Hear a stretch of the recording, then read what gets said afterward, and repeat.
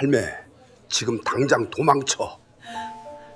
설날 아침이었습니다.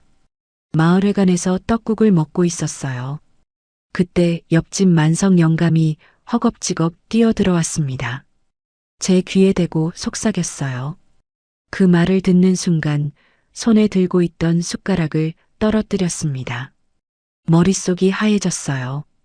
만성 영감이 제 손목을 잡아 끌었어요.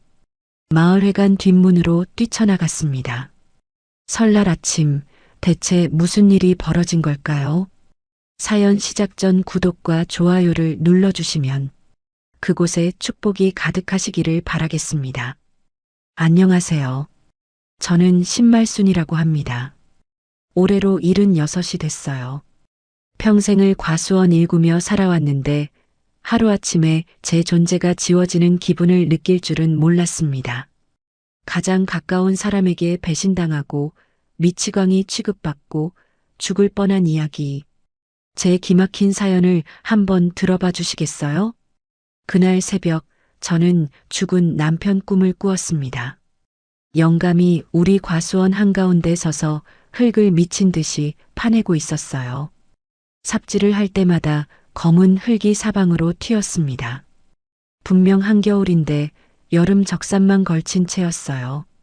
땀에 젖은 등짝이 달빛에 번들거렸습니다. 저는 이상하다 싶어서 영감에게 다가가려고 했어요. 그런데 발이 땅에 붙은 것처럼 한 발짝도 떼어지지 않았습니다.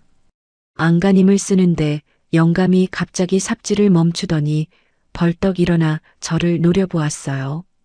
평소에 저한테 한 번도 그런 눈을 한 적이 없는 양반이었거든요. 그 눈빛이 어찌나 섬뜩하던지 등골이 오싹해졌습니다. 말순아, 도둑 들었다? 그 고함에 눈을 번쩍 떴습니다. 심장이 목구멍까지 뛰어오르는 것 같았어요. 가슴팍을 움켜쥐고 거친 숨을 몰아쉬었습니다. 등에 식은 땀이 흥건했고 잠옷이 축축하게 몸에 달라붙어 있었어요. 창문 틈으로 스며드는 새벽 공기가 뼛속까지 서늘하게 파고들었습니다. 저는 한참 동안 어둠 속에서 천장만 바라보며 떨리는 숨을 가다듬었어요. 76해를 살면서 이렇게 불길한 꿈은 처음이었습니다. 영감이 저 세상 간 지 5년이 넘었는데 왜 하필 설날 아침에 이런 꿈을 꾼 걸까요? 도둑이 들었다니 그게 무슨 뜻일까요? 가슴 한쪽이 싸하게 내려앉는 느낌을 떨칠 수가 없었어요. 억지로 몸을 일으켜 부엌으로 갔습니다. 목이 바짝 타서 물이라도 한 잔 마셔야 할 것 같았어요. 그런데 냉장고 문을 열고 저는 그 자리에서 얼어붙고 말았습니다. 김치통이 보이지 않았어요.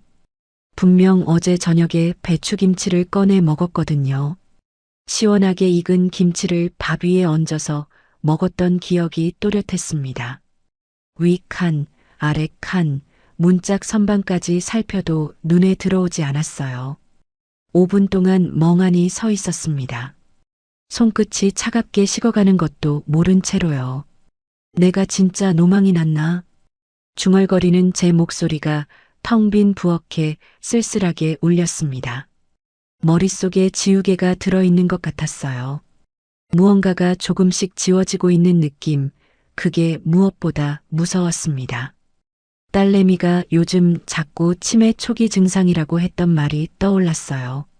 그때마다 펄쩍 뛰었지만 혼자 있을 때면 정말 그런 건 아닌지 겁이 덜컥 났습니다. 김치통은 결국 싱크대 위에 있었어요. 제가 어젯밤에 꺼내놓고 안 넣었던 거였습니다. 안도의 한숨을 쉬면서도 마음 한구석이 영 개운치 않았어요. 아침 8시쯤 마당에 차 소리가 들렸습니다.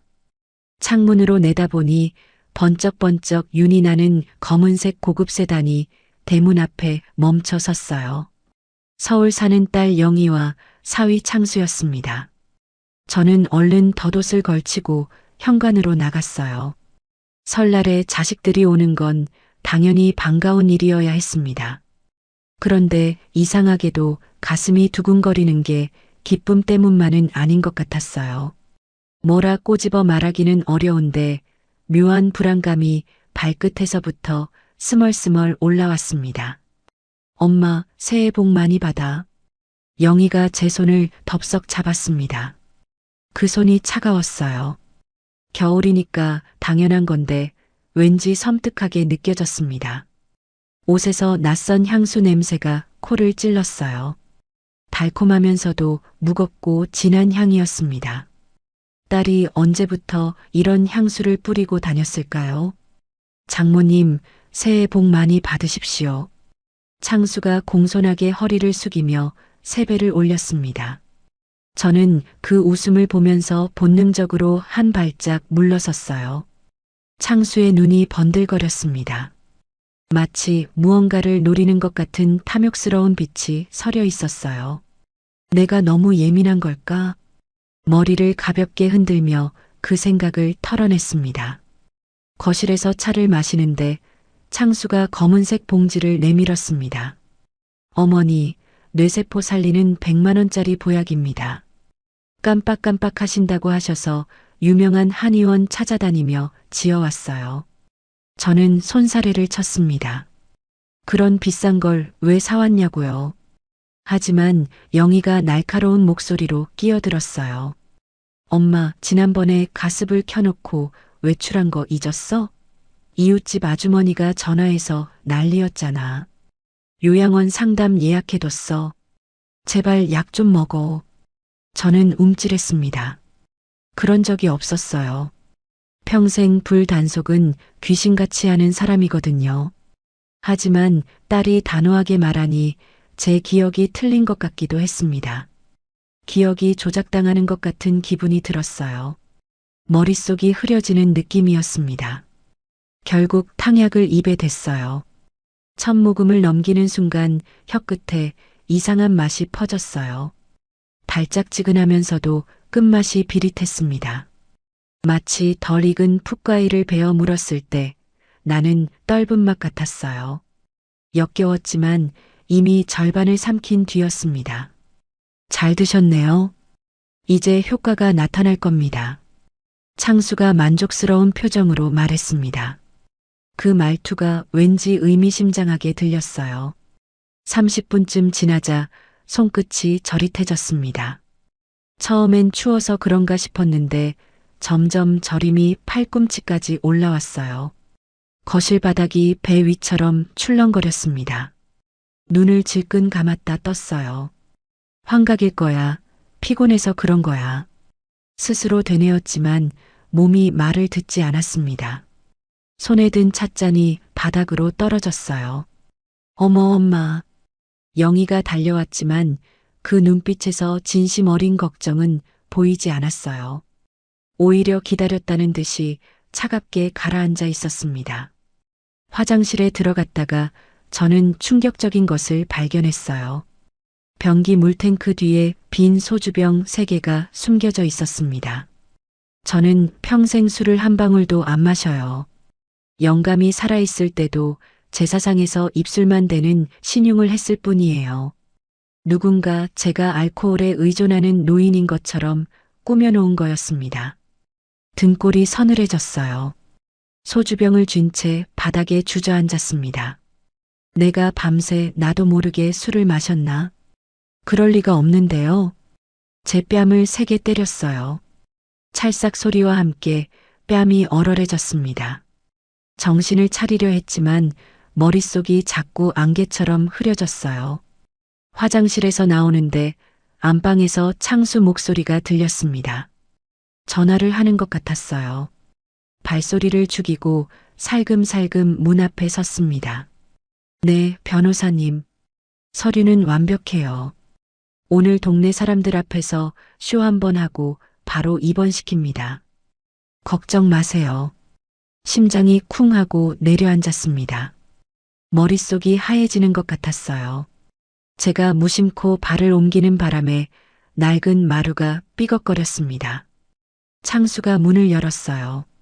당혹감이 스쳤지만 금세 사람 좋은 미소를 지었습니다. 어머니, 화장실 다녀오셨어요? 저는 대답하지 못했습니다.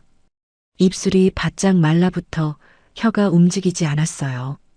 방금 들은 말이 귓가에서 맴돌았습니다. 쇼를 하고 입원시킨다. 그게 무슨 뜻인지 저는 너무나 잘 알고 있었어요. 그때 며칠 전 일이 떠올랐습니다. 왠지 모를 불안감에 인감도장을 비닐에 싸서 뒷마당 장독대 고추장 항아리 밑에 숨겨뒀던 기억이요. 정신이 오락가락하는 와중에도 재산을 지키려 했던 본능이었을까요? 엄마, 마을회관 가야지. 영희가 불렀습니다. 현관에서 외투를 입으려는데 창수가 두꺼운 패딩을 빼앗고 얇은 코트를 입혔어요. 눈 오는 추운 날인데 굳이 얇은 걸 고집했습니다. 어머니, 오늘 날씨 포근하대요.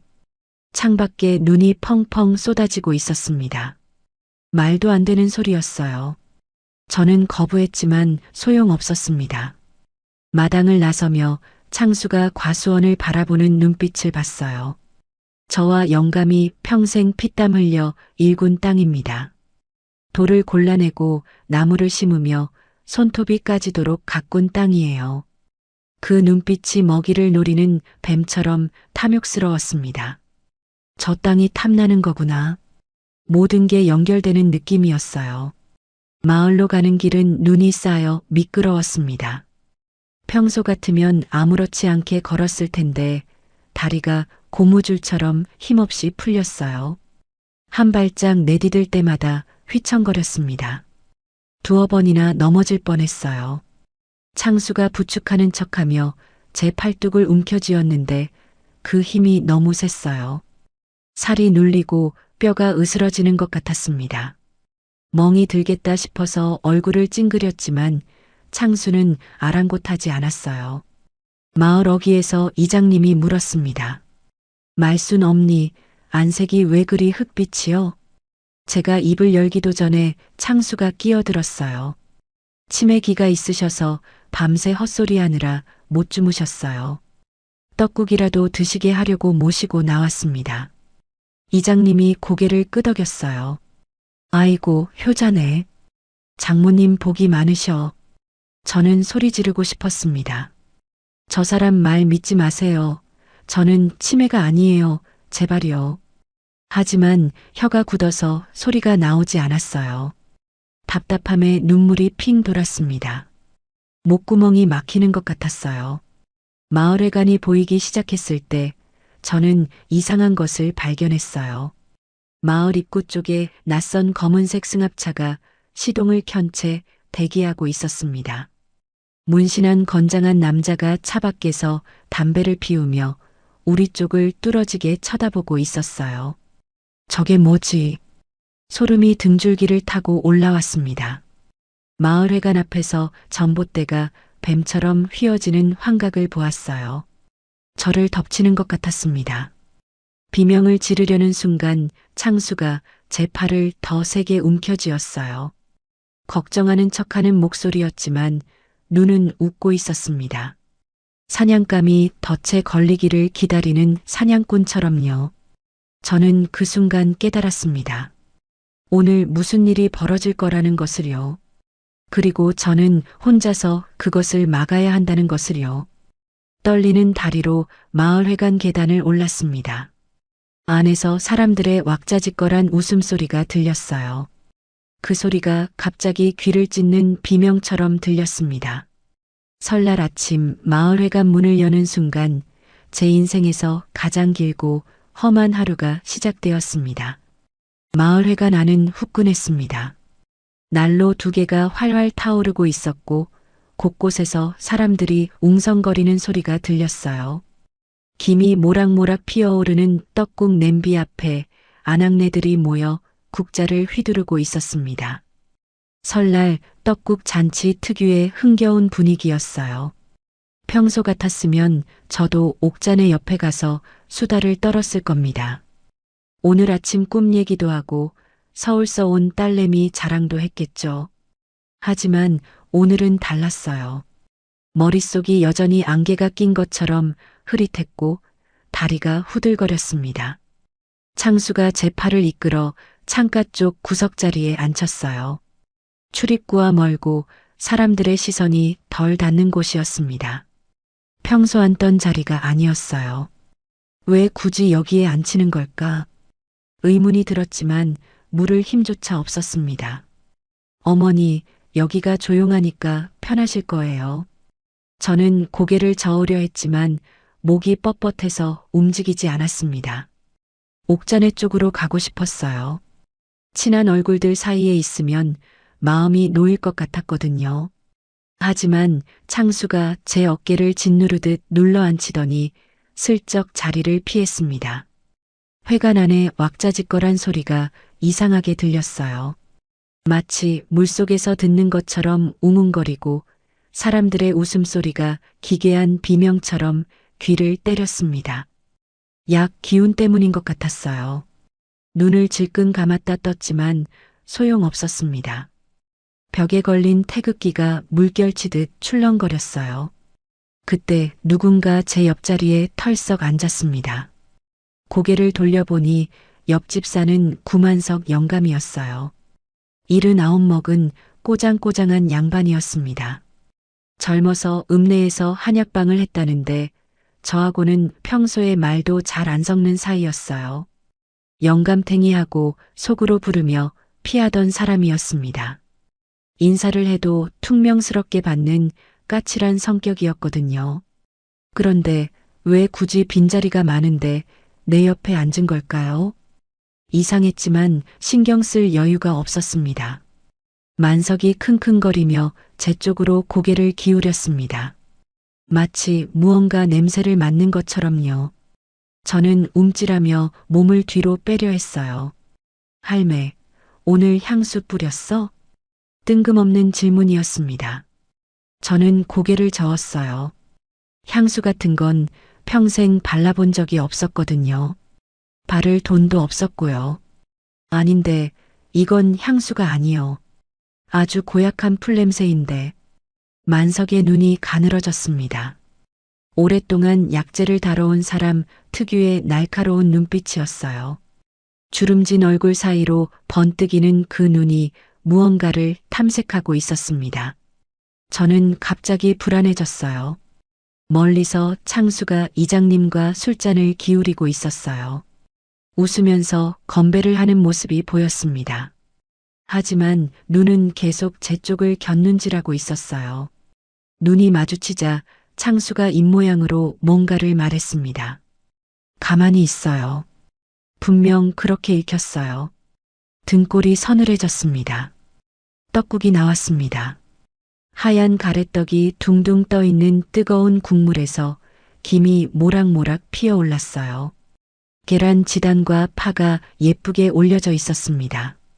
평소 같으면 군침이 돌았을 텐데 속이 울렁거렸어요. 저는 숟가락을 들었습니다. 그런데 손이 심하게 떨려서 국물이 옷에 튀었어요. 숟가락이 그릇 가장자리에 부딪히며 딸깍거리는 소리가 났습니다. 멀리서 영희가 혀를 차는 게 보였어요. 그 차가운 시선이 가슴을 후볐습니다. 그때 창문 커튼 틈으로 밖이 보였습니다. 아까 마을 입구에서 봤던 검은색 승합차가 회관 바로 앞에 와 있었어요. 문신한 남자가 차에서 내려 담배를 피우며 회관 쪽을 뚫어지게 쳐다보고 있었습니다. 그리고 또 다른 건장한 남자가 차 문을 열고 나왔어요. 두 명이서 우리 쪽으로 천천히 걸어오고 있었습니다. 심장이 쿵쿵 뛰기 시작했습니다. 손바닥에 식은땀이 배었어요. 저게 뭐지? 왜 저 사람들이 이쪽으로 오는 거지? 숨이 가빠졌습니다. 그 순간 만석이 떡국을 먹는 척하며 제 귀에 바짝 대고 속삭였습니다. 빠르고 정확한 목소리였어요. 할매, 숟가락 나. 입에서 천사의 나팔꽃 냄새가 나. 환각제야. 저 차 당신 정신병원에 쳐넣으러 온 거야. 천사의 나팔꽃. 그게 뭔지는 몰랐지만 환각제라는 말에 정신이 번쩍 들었습니다. 멍했던 머리에 찬물을 끼얹은 것 같았어요. 사위가 준 탕약, 숨겨진 소주병, 아침에 들었던 전화통화, 그 모든 게 퍼즐처럼 맞춰지기 시작했습니다. 아, 그래서 그렇게 달짝지근하면서 비릿한 맛이 났던 거구나. 저를 미치광이로 만들려는 거였어요. 환각을 일으키는 약을 먹이고 술병을 숨겨두고 마을 사람들 앞에서 발작하는 것처럼 보이게 한 다음 정신병원에 강제로 집어넣으려는 거였습니다. 그렇게 해서 성년후견인이 되면 제 재산을 마음대로 처분할 수 있으니까요. 내 딸과 사위가 그런 짓을 꾸미다니요. 소름이 온몸에 돋았어요. 창수가 핸드폰을 꺼내 뭔가를 확인하더니 밖을 향해 고개를 끄덕였습니다. 신호였어요. 바깥에 남자들이 걸음을 빨리 했습니다. 회관 입구 쪽으로 다가오고 있었어요. 시간이 얼마 남지 않았습니다. 그냥 일어나서 나가면 100% 잡힌다. 저 사람들이 팔을 붙잡고 차에 태워버릴 게 뻔했어요. 치매 노인이 발작을 일으켰다고 하면 아무도 제 말을 믿지 않을 겁니다. 어떻게든 사람들의 시선을 끄는 사이에 도망쳐야 했어요. 이 나이에 무슨 연기를 하겠냐마는 살려면 해야 했습니다. 인생 최대의 연기를요. 저는 크게 숨을 들이쉬었습니다. 떨리는 손으로 떡국 그릇을 움켜쥐었어요. 그리고 갑자기 눈을 휘둥그레 뜨고 허공을 가리키며 비명을 질렀습니다. 에이구, 뱀이다. 떡국에 독사가 빠졌어. 고함 소리가 회관을 찢었습니다. 사람들이 화들짝 놀라 고개를 돌렸어요. 저는 있는 힘껏 떡국 그릇을 바닥에 내리쳤습니다. 쨍그랑 하는 소리와 함께 뜨거운 국물이 사방으로 튀고 그릇 파편이 흩어졌어요. 말순 할매가 왜 저래? 뱀이라니 무슨 뱀? 아수라장이 벌어졌습니다. 아낙네들이 비명을 지르고 남정네들이 자리에서 벌떡 일어났어요. 누군가 뱀 잡을 막대기를 찾는다고 소리쳤습니다.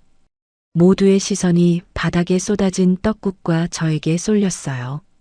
바로 이 틈이었습니다. 창수가 당황한 얼굴로 자리에서 벌떡 일어나 제 쪽으로 달려왔어요. 영희도 뒤따라왔습니다. 바로 그 순간 저는 뒷문 쪽으로 몸을 날렸어요. 주방 옆에 있는 쪽문이었어요. 어릴 때부터 이 마을회관을 드나들었으니 구조를 훤히 알고 있었습니다. 그게 저를 살렸어요. 문을 밀치고 밖으로 뛰쳐나갔어요. 차가운 공기가 얼굴을 세차게 때렸습니다. 신발을 제대로 신을 새도 없었어요. 고무신 한 짝이 벗겨졌지만 돌아볼 겨를이 없었습니다. 맨발로 눈밭을 달렸어요. 발바닥이 찢어지는 듯한 냉기가 뼛속까지 파고들었습니다. 눈 속에 박힌 돌멩이가 발바닥을 찔렀지만 아픔을 느낄 겨를도 없었어요. 하지만 멈출 수 없었습니다. 살아야 하니까요. 뒤에서 창수의 고함 소리가 들렸습니다. 장모님, 거기 서세요. 어머니가 지금 발작을 일으키셨어요. 잡아요. 그 소리가 사냥개가 짖는 것처럼 들렸습니다. 저를 쫓는 소리였어요. 여러 사람의 발자국 소리가 뒤따라오는 게 느껴졌습니다. 심장이 터질 것 같았어요. 도로로 가면 차에 잡힌다. 저는 본능적으로 방향을 틀었습니다. 뒷산 대나무 숲이었어요. 어릴 때 숨바꼭질하던 곳이었습니다. 그 시절 기억을 더듬어 언덕을 올랐어요. 눈 쌓인 산길은 미끄러웠습니다. 여러 번 손으로 땅을 짚으며 기어 올라야 했어요. 다리가 후들거렸습니다. 약 기운 때문에 시야가 자꾸 흔들렸어요. 나무가 2개로 보였다가 3개로 보였습니다. 두세 번 비틀거렸고 한 번은 눈 쌓인 바닥에 무릎을 꿇었어요. 손바닥에 얼음장 같은 냉기가 전해졌습니다. 그래도 다시 일어났어요. 멈추면 끝이니까요. 뒤에서 발자국 소리가 점점 가까워지는 것 같았습니다. 대나무 숲에 들어서자 바람 소리가 으스스하게 울렸습니다. 빽빽한 대나무 사이로 몸을 숨겼어요. 차가운 대나무 줄기가 등에 닿았습니다. 싸늘한 감촉이 정신을 번쩍 들게 했어요. 숨을 죽이고 귀를 기울였어요. 거친 숨소리가 너무 커서 들킬 것 같았습니다. 손으로 입을 틀어막았어요. 멀리서 사람들의 고함 소리가 들렸습니다. 저를 찾는 소리였어요. 어머님, 어디 계세요? 창수의 목소리였습니다. 달콤하게 포장된 그 목소리가 이제는 악마의 속삭임처럼 들렸어요. 저는 입을 틀어막고 소리 죽여 울었습니다. 어깨가 들썩거렸지만 소리는 낼 수 없었어요. 76해를 살면서 이렇게 무서운 적은 처음이었습니다. 내 핏줄이 내가 뼈가루 되도록 키운 자식이 나를 잡으러 오고 있다니요. 젖먹이 때 밤새 안고 걸어다니며 재웠던 딸이에요. 학교 보내려고 새벽마다 콩나물 장사를 했던 딸이에요. 그 딸이 지금 엄마를 정신병원에 쳐넣으려 하고 있었습니다. 눈물이 볼을 타고 흘러내렸지만 닦을 겨를도 없었어요. 추위가 온몸을 파고들었어요. 얇은 코트 한 장으로는 한겨울 산속 추위를 버틸 수 없었습니다. 손끝이 곱아지고 발가락 감각이 사라지기 시작했어요. 이를 악물었습니다. 여기서 얼어 죽을 수는 없었어요. 아직 할 일이 남았으니까요. 저는 떨리는 손으로 무릎을 끌어안았습니다. 살아야 했어요. 어떻게든 살아서 저놈들의 죄를 밝혀야 했습니다. 내 땅을, 내 인생을 지켜야 했어요. 대나무 잎 사이로 내려다 보이는 마을 풍경이 흐릿하게 번졌습니다. 환각 때문인지 눈물 때문인지 알 수 없었어요. 약 기운이 아직 덜 풀린 것 같았습니다. 그때 누군가 제 어깨를 덥석 잡았습니다. 비명이 목구멍까지 올라왔어요. 잡혔다, 끝났다. 온몸에 힘이 쭉 빠졌습니다. 눈앞이 캄캄해졌어요. 비명을 지르려는 순간 거친 손이 제 입을 틀어막았습니다. 나야 나. 소리 지르면 잡혀. 낮고 급한 목소리였어요. 고개를 돌려보니 구만석 영감이었습니다. 아까 마을회관에서 환각제 냄새를 알려준 바로 그 사람이었어요. 어둠 속에서도 그 꼬장꼬장한 얼굴이 보였습니다. 저는 그제야 숨을 내쉬었어요. 다리에 힘이 쭉 풀려서 그대로 주저앉을 뻔했습니다. 여기서 얼어 죽을 셈이야? 따라와. 만석이 제 팔을 잡아 끌었습니다. 저는 묻고 싶은 게 산더미였어요. 왜 여기까지 따라왔는지, 어떻게 알고 찾아왔는지. 하지만 물을 겨를이 없었습니다. 멀리서 사람들의 외침 소리가 들렸거든요. 후레쉬 불빛이 대나무 숲 아래쪽을 훑고 있었어요. 우리는 소리를 죽이며 산길을 올랐습니다. 만석이 앞장서서 길을 열었어요. 79 먹은 영감이 어찌나 빠른지 저는 따라가기 버거웠습니다. 맨발이 눈 속에 푹푹 빠졌어요. 발가락 감각이 사라진 지 오래였습니다. 중간에 한번 넘어져서 손바닥이 까졌지만 아픔을 느낄 겨를도 없었어요. 뒤에서 들려오는 소리에 귀를 기울이며 그저 앞으로 나아갔습니다. 한 번은 후레쉬 불빛이 바로 옆을 스쳐 지나갔어요. 만석이 저를 바위 뒤로 밀어넣고 몸으로 가렸습니다. 숨을 죽이고 있는 그 몇 초가 몇 시간처럼 느껴졌어요. 다행히 불빛은 다른 쪽으로 사라졌습니다. 15분쯤 걸었을까요? 산 중턱에 비닐하우스 하나가 나타났습니다. 이중 비닐로 덮인 제법 큰 하우스였어요. 안에서 희미한 불빛이 새어나왔습니다. 여기가 어디예요? 왕 언니네 특용작물 하우스야. 여기는 아무도 안 와. 왕 언니. 그 이름을 듣는 순간 기억이 떠올랐어요. 마을에서 보험왕으로 유명했던 김옥분 언니였습니다. 젊어서 보험 영업으로 큰 돈을 벌었다가 은퇴하고 귀농한 사람이었어요. 저보다 2살 위인 78 먹은 언니였습니다. 비닐하우스 문을 열자 훈훈한 공기가 얼굴을 감쌌어요. 연탄 난로가 타오르고 있었고 선반마다 화분들이 빼곡히 놓여 있었습니다. 약초 같은 것들이었어요. 공기 중에 은은한 풀 냄새가 떠돌았습니다. 안쪽에서 누군가 벌떡 일어났어요. 아니, 설날에 이게 무슨 꼴이요? 왕 언니였습니다. 퍼머 머리에 두꺼운 조끼를 걸친 채 저를 보더니 기겁을 했어요. 제 몰골이 얼마나 처참했는지 짐작이 갔습니다. 흑투성이의 맨발이고 얼굴은 눈물 자국으로 범벅이었을 테니까요. 발에서는 피가 나고 있었어요. 눈 속에 박힌 돌에 베인 것 같았습니다. 언니, 일단 이것 좀 덮어. 왕 언니가 얼른 담요를 가져와 제 어깨에 둘러줬습니다. 그리고 따뜻한 보리차를 한 잔 건넸어요. 손이 너무 떨려서 잔을 제대로 잡을 수가 없었습니다. 왕 언니가 제 손을 감싸 쥐고 잔을 입에 대줬어요. 따뜻한 물이 목구멍을 타고 내려가자 그제야 몸에 온기가 돌았습니다. 만석이 제 앞에 쪼그려 앉았어요. 그리고 제 눈을 까뒤집어 보더니 맥을 짚었습니다. 오랫동안 한약방을 했던 사람다운 손놀림이었어요. 미치광이 풀을 아주 묽게 타서 먹였어. 그래서 뛸 힘이 있었던 거야. 진하게 탔으면 벌써 쓰러졌을 거요. 미치광이 풀이라니.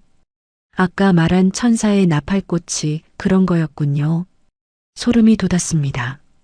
일단 뱃속에 남은 거 빼내야 해. 만석이 소금물을 타서 가져왔어요. 저는 그걸 억지로 삼켰습니다. 역한 맛이 목구멍을 긁었어요. 잠시 후 위장이 뒤집어지는 느낌이 들었습니다. 저는 비닐하우스 구석에 있는 양동이에 머리를 박고 토했어요. 위에까지 다 쏟아낼 때까지 구역질이 멈추지 않았습니다. 육체적 고통이 극에 달했지만 신기하게도 머릿속은 안개 거치듯 맑아지기 시작했어요. 흐릿하던 시야가 또렷해졌습니다. 아침부터 계속되던 그 몽롱한 느낌이 사라지고 있었어요. 손떨림은 여전했지만 생각만큼은 또렷하게 할 수 있게 됐습니다. 비닐하우스 안의 화분들이 선명하게 보였어요. 연탄불의 따스함이 피부에 느껴졌습니다. 좀 어때? 정신 돌아와? 왕 언니가 물수건으로 제 얼굴을 닦아줬습니다.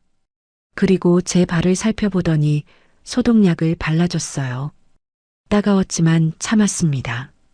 저는 고개를 끄덕였어요. 살 것 같았습니다.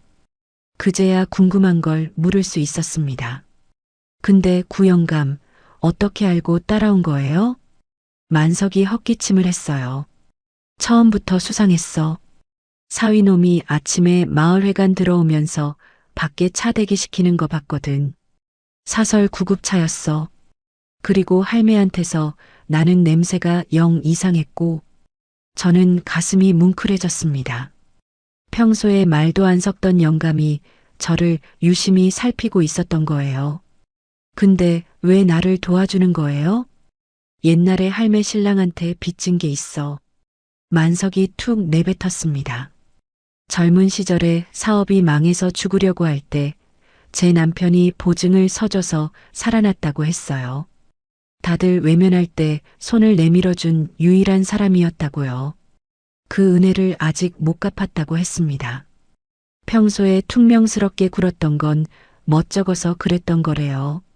저는 영감 몰래 눈물을 닦았습니다. 영감이 무뚝뚝한 얼굴로 고개를 돌렸어요. 자, 울긴. 울 시간에 증거를 찾아야지. 왕 언니가 구석에서 구형 노트북을 꺼내왔어요. 그리고 제 주민번호를 물었습니다. 평소에 보험 관리 때문에 공인인증서를 맡겨둔 게 있었거든요. 왕 언니가 능숙하게 키보드를 두드렸어요. 세상에. 잠시 후 왕 언니의 얼굴이 굳어졌습니다. 눈이 휘둥그레졌어요. 말순아, 이것 좀 봐. 화면을 보는 순간 저는 숨이 멎는 줄 알았어요. 최근 한 달 새 제 이름으로 보험이 5개나 가입되어 있었습니다. 요양병원 입원 일당, 치매 간병비, 후견인 배상 책임. 하나같이 수상한 것들이었어요. 보험료는 제 통장에서 자동이체로 빠져나가고 있었습니다. 제가 모르는 사이에요. 그리고 수익자는 전부 법정 대리인으로 지정되어 있었습니다. 사위 창수 이름이었어요. 이 도둑놈들이 내 명의로 보험을 5개나 들어놨네. 왕 언니가 이를 갈았습니다. 보험왕 출신답게 뭐가 뭔지 한눈에 파악한 거예요. 왕 언니 말로는 이런 식으로 보험을 들어놓고 입원시키면 매달 수백만 원씩 보험금이 나온다고 했어요. 그것도 수년간요. 더 있어. 왕 언니가 다른 사이트에 접속했어요. 법원 등기 조회 화면이었습니다. 제 과수원에 대한 처분 금지 가처분 신청 서류가 접수 대기 중이었어요. 재산을 묶어놓고 팔아치우려는 수작이었습니다. 제 땅이 곧 개발 예정지로 묶인다는 소문이 있었거든요. 보상금만 해도 수억 원은 될 거라고 했어요. 그 돈을 노린 거였습니다. 저는 가슴을 쥐어뜯었습니다. 돈 때문에, 그 땅 때문에 친엄마를 미치광이로 만들려 했던 거예요. 콩나물 장사하면서 손톱이 까지도록 키운 딸이에요. 가난해서 맛있는 것 못 먹여도 늘 미안해하던 엄마를요. 영희가 내 딸이 이런 짓을 했어. 목소리가 떨렸습니다. 울음이 터져 나왔어요. 70년 인생이 송두리째 부정당하는 느낌이었습니다. 왕 언니가 제 등을 쓸어줬어요. 울어. 실컷 울고 정신 차려. 우리가 도와줄 테니까. 한참을 울었습니다. 눈물이 마를 때까지 울고 나니 이상하게 마음이 단단해졌어요. 슬픔이 분노로 바뀌는 느낌이었습니다. 경찰에 신고하면 안 돼요? 제가 물었어요. 만석이 고개를 저었습니다. 증거가 부족해. 약 성분 검사 결과도 없고 지금 신고하면 치매 노인 헛소리 취급받고 다시 끌려가. 그럼 어떡해요? 호랑이 굴에 들어가야 호랑이를 잡지. 왕 언니가 눈을 반짝였어요. 뭔가 계획이 있는 눈빛이었습니다. 만석도 고개를 끄덕였어요. 사위놈이 직접 자기 입으로 범행을 인정하게 만들어야 해. 그리고 그걸 증거로 남겨야 하고. 어떻게요? 내가 방법을 알아. 언니만 믿어. 왕 언니가 핸드폰을 꺼내 뭔가를 확인했어요. 그러더니 만석에게 뭔가를 속삭였습니다. 만석이 고개를 끄덕이며 비닐하우스를 나갔어요. 읍내 후배 약사한테 아침에 제가 토한 것과 남은 탕약 봉지를 보내서 성분 분석을 의뢰한다고 했어요. 법적 효력 갖추려면 전문가 소견이 필요해. 왕 언니의 목소리에 힘이 실렸습니다. 저는 그 눈빛을 보며 작은 희망을 느꼈어요. 혼자가 아니라는 게 이렇게 든든할 줄 몰랐습니다. 그때 왕 언니 핸드폰에서 알림음이 울렸어요. 마을 단톡방이었습니다. 왕 언니가 화면을 보여줬어요. 창수가 올린 글이었습니다. 어머니가 치매 증세로 실종되셨습니다. 날이 추워 걱정입니다. 보시는 분 연락 주세요. 그 밑에 마을 사람들이 아이고 효자네. 어디 갔을까? 빨리 찾아야 할 텐데 하며 댓글을 달고 있었어요. 저는 그걸 보며 이를 악물었습니다. 효자 코스프레를 하고 있었어요. 속이 뒤집어졌습니다. 밖에서 바람소리가 거세게 울렸습니다. 눈보라가 치는 것 같았어요. 추운 겨울밤이었지만 비닐하우스 안은 따뜻했습니다. 연탄불이 붉게 타오르고 있었어요.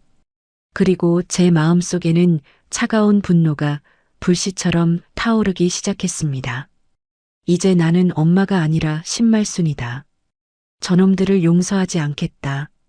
이를 악물었습니다. 내 발로 요양원에 끌려가느니 싸우다 죽겠다고 다짐했어요. 복수의 칼날을 갈기 시작한 밤이었습니다. 그날 밤 우리는 거의 뜬 눈으로 지새웠습니다. 왕 언니가 커다란 종이에 작전 계획을 그렸어요. 보험 영업 시절에 쓰던 프레젠테이션 실력이 녹슬지 않았더군요. 종이 가운데 창수 이름을 적고 거기서 뻗어나가는 선들을 그렸습니다. 보험 사기, 환각제 투약, 강제 입원, 재산 탈취. 죄목이 한둘이 아니었어요. 종이에 적힌 글자들을 보니 현실감이 밀려왔습니다. 정말 이게 내 딸과 사위가 저지른 일이라니요. 일단 증거가 필요해. 3가지야. 왕 언니가 손가락을 펴보였습니다. 그 눈빛이 형사처럼 날카로웠어요. 첫째, 약 성분 분석 결과. 둘째, 창수놈이 직접 범행을 인정하는 녹음. 셋째, 공모자들의 증언. 만석이 고개를 끄덕였어요. 팔짱을 끼고 생각에 잠겼습니다. 약 분석은 내가 맡았으니까. 내일 아침이면 결과 나올 거야. 새벽 4시쯤 만석이 돌아왔습니다. 코끝이 빨갛게 얼어 있었어요. 읍내 약사 후배한테 아침에 제가 토한 것과 남은 탕약 샘플을 보냈다고 했습니다. 급행으로 의뢰했으니 늦어도 정오 전에는 결과가 나온다고 했습니다. 근데 녹음은 어떻게 해요? 제가 물었어요. 왕 언니가 낡은 녹음기를 꺼내 보였습니다. 손바닥만 한 크기의 구형 기계였어요. 세월의 흔적이 묻어 있었지만 작동에는 문제가 없어 보였습니다. 이거 보험 영업할 때 쓰던 건데 아직도 잘 돼. 옷 안에 숨기고 창수놈 앞에서 자백을 유도하면 돼. 근데 저한테 그게 되겠어요? 약 기운도 덜 풀렸는데. 그래서 언니가 가는 거야. 왕 언니가 씩 웃었습니다. 무슨 계획인지 설명을 시작했어요. 왕 언니 말로는 창수가 마을 단톡방에 실종 신고를 올렸으니 조만간 경찰이 수색에 나설 거라고 했어요. 그 전에 창수를 따로 만나서 협상하는 척해야 한다고요. 제가 숨어 있는 곳을 안다고 접근한 뒤 적당히 구슬려서 범행 동기와 계획을 털어놓게 만드는 거였습니다. 언니가 보험 영업할 때 별별 사람 다 만나봤잖아. 사기꾼, 협잡꾼, 도둑놈. 저런 욕심쟁이들 구슬리는 건 식은 죽 먹기야. 왕 언니가 자신만만하게 말했어요. 그 눈빛에서 젊은 시절 보험왕의 카리스마가 느껴졌습니다. 근데 창수놈이 그렇게 쉽게 입을 열겠어요? 욕심쟁이는 욕심으로 낚는 거야. 왕 언니가 눈을 가늘게 떴어요. 내가 슬쩍 말을 흘리는 거지. 말순이가 어디 숨어 있는지 아는데 찾아주면 뭘 줄 거냐고. 그 과수원 땅 개발되면 얼마나 나오는지 알거든. 적당히 배분하자고 하면 욕심에 눈이 멀어서 뭔 소리든 할 거야. 위험한 작전이었습니다. 하지만 달리 방법이 없었어요. 저는 왕 언니 손을 꼭 잡았습니다. 언니, 위험하면 그냥 빠져나와요. 절대 무리하지 말고. 걱정 마. 언니가 평생 사기꾼들 상대해 봤는데 저런 애송이한테 당하겠어? 왕 언니의 눈빛이 단단했어요. 보험왕 시절에 그 독한 눈빛이 살아있었습니다. 동이 틀 무렵 왕 언니가 비닐하우스를 나섰습니다. 저는 가슴이 조마조마했어요. 만약 들키면 어떡하지? 창수놈이 폭력을 휘두르면 어떡하지? 온갖 걱정이 머릿속을 휘저었습니다. 비닐하우스 문이 닫히고 왕 언니의 발자국 소리가 멀어져 갔어요. 저는 손을 꼭 쥐고 기도했습니다. 만석이 제 옆에 앉았어요. 연탄불을 살피며 말했습니다. 걱정해봤자 소용없어. 옥분이가 그렇게 만만한 사람이 아니야. 그래도요. 할매, 그 마음 알아. 근데 지금 할매가 해야 할 일이 있어. 만석이 종이 한 장을 내밀었습니다. 거기에는 날짜별로 뭔가가 적혀 있었어요. 달력처럼 칸이 나뉘어 있었습니다. 이게 뭐예요? 할매가 최근 3개월 동안 이상하다고 느꼈던 일들을 전부 적어봐. 기억나는 대로. 날짜랑 상황을 최대한 자세하게. 저는 펜을 들었습니다. 그리고 천천히 기억을 더듬기 시작했어요. 약 기운이 빠지니까 머리가 맑아져서 생각보다 많은 것들이 떠올랐습니다. 처음 이상한 일은 3달 전쯤이었습니다. 서울서 영희가 갑자기 내려왔어요. 명절도 아닌데 뜬금없이요. 그때 서류 몇 장에 도장을 찍어달라고 했었습니다. 뭐냐고 물으니까 세금 관련 거라고 했어요. 저는 아무 의심 없이 찍어줬습니다. 딸이 하자는 건데 뭘 의심하겠어요. 그 다음은 2달 전이었어요. 창수가 갑자기 건강검진을 시켜준다며 병원에 데려갔습니다. 치매 검사를 한다고 했어요.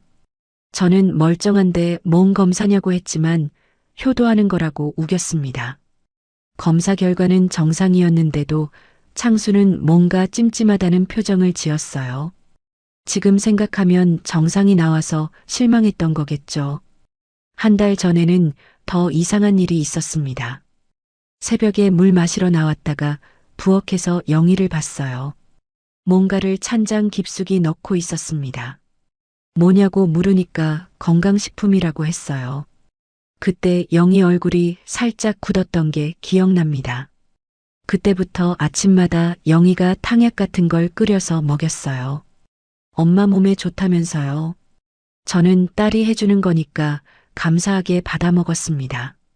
그런데 그때부터 저는 자꾸 깜빡하기 시작했어요. 물건 둔 곳을 잊어버리고 가습을 끄는 걸 깜빡하고요. 적다 보니 소름이 돋았습니다. 퍼즐 조각들이 맞춰지는 느낌이었어요. 저를 치매 환자로 만들기 위한 치밀한 계획이었습니다. 3달 전부터 착착 준비해 온 거예요.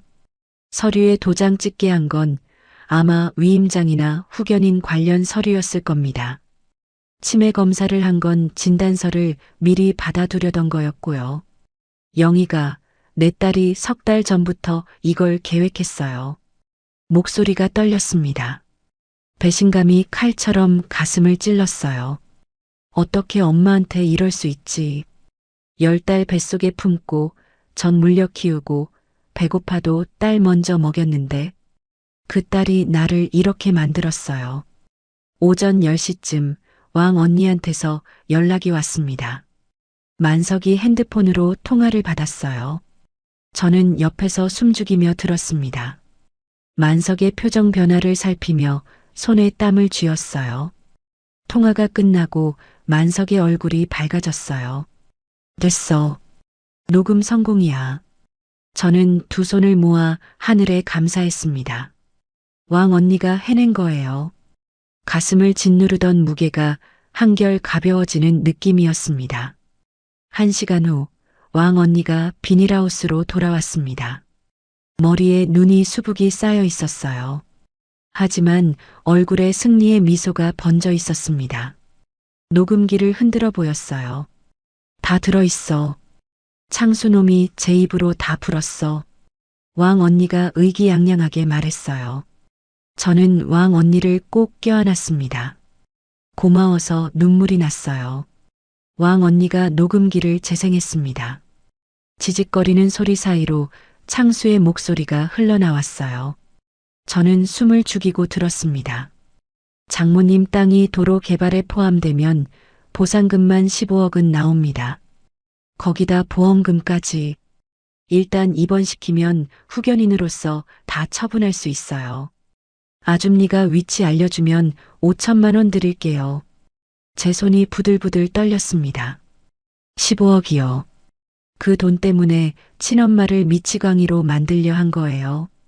5천만 원이면 제보비로 주겠다고요. 제 인생이 5천만 원짜리란 말이에요. 분노가 치밀어 올랐습니다. 이가 갈렸어요. 더 있어. 왕 언니가 녹음기를 계속 재생했어요. 약은 인터넷에서 구했어요. 천사의 나팔꽃 추출물인데 소량이면 환각만 일으키고 증거가 안 남아요. 3개월 동안 조금씩 먹였더니 확실히 기억력이 떨어지더라고요. 저는 눈물이 쏟아졌습니다.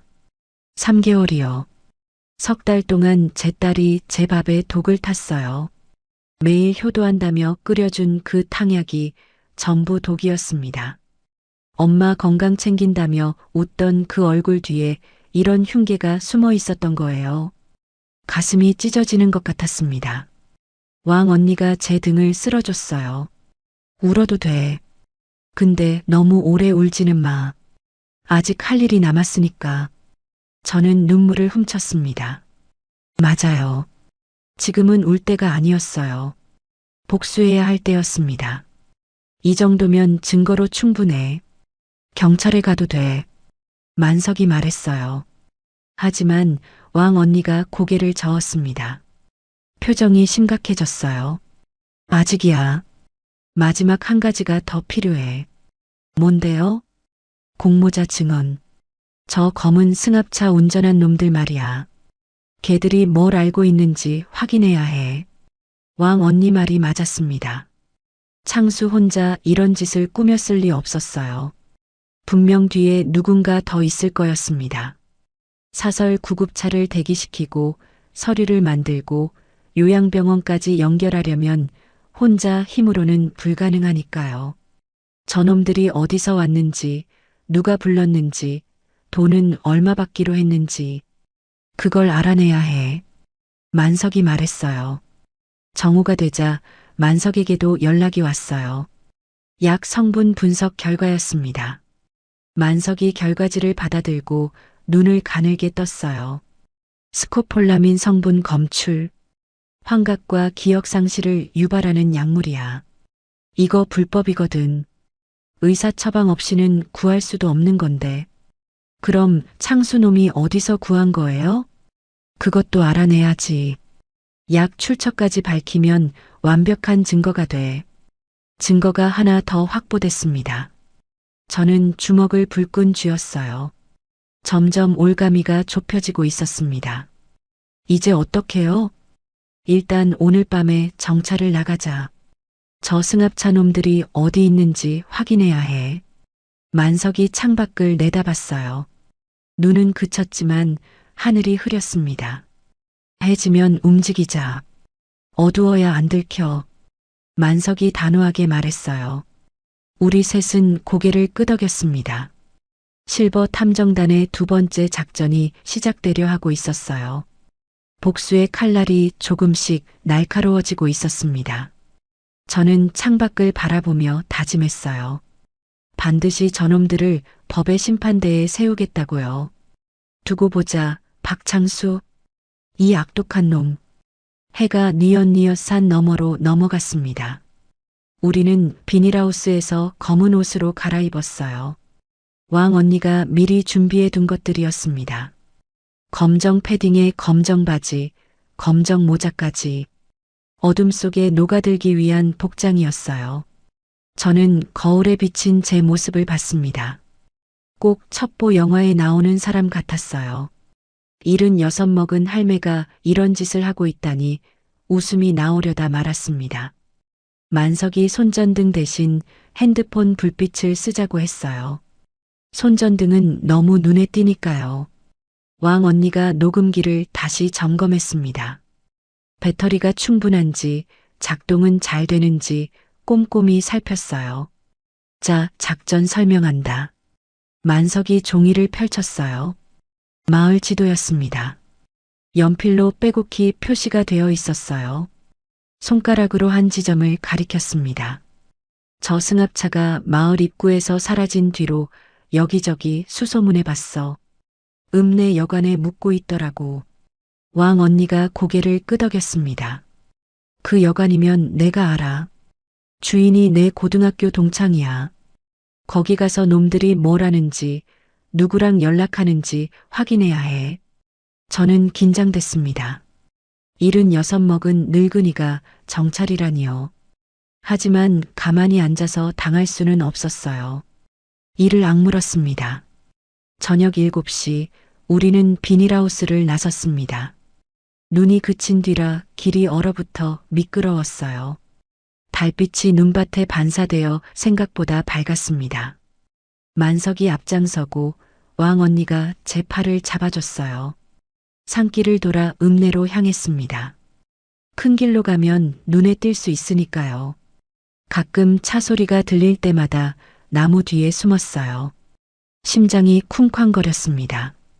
40분쯤 걸어서 읍내에 도착했습니다. 작은 시골 읍내였지만 설날 연휴라 그런지 거리에 사람들이 제법 있었어요. 음식점에서 새어나오는 불빛과 웃음소리가 정겹게 느껴졌습니다. 평범한 일상이 얼마나 소중한 건지 새삼 깨달았어요. 우리는 사람들 눈을 피해 골목길로 다녔습니다. 왕 언니가 길 안내를 했어요. 이 동네를 손바닥처럼 알고 있었습니다. 여관은 읍내 외곽에 있었습니다. 2층짜리 낡은 건물이었어요. 간판 글씨가 반쯤 벗겨져 있었고 외벽 페인트도 군데군데 떨어져 있었습니다. 창문에서 희미한 불빛이 새어나왔어요. 우리는 맞은편 폐가 담벼락 뒤에 숨었습니다. 허물어진 담 틈으로 여관 주차장이 한눈에 보이는 위치였어요. 그리고 그곳에 검은 승합차가 있었습니다. 마을회관 앞에서 봤던 바로 그 차였어요. 번호판까지 똑같았습니다. 찾았다. 심장이 쿵쿵 뛰기 시작했어요. 저거야. 저 차 맞아. 저는 속삭였어요. 손이 떨렸습니다. 만석이 고개를 끄덕였어요. 일단 기다려. 놈들이 나올 때까지. 우리는 웅크린 채 기다렸습니다. 추위가 뼛속까지 스며들었어요. 발가락이 곱아지는 것 같았습니다. 손도 시려서 호호 불어가며 녹였어요. 왕 언니가 주머니에서 핫팩을 꺼내 저한테 건넸습니다. 미리 챙겨온 거였어요. 고마웠습니다. 하지만 꾹 참았어요. 복수를 위해서라면 이 정도 추위쯤이야. 1시간쯤 지났을까요? 여관 문이 열리고 두 남자가 나왔습니다.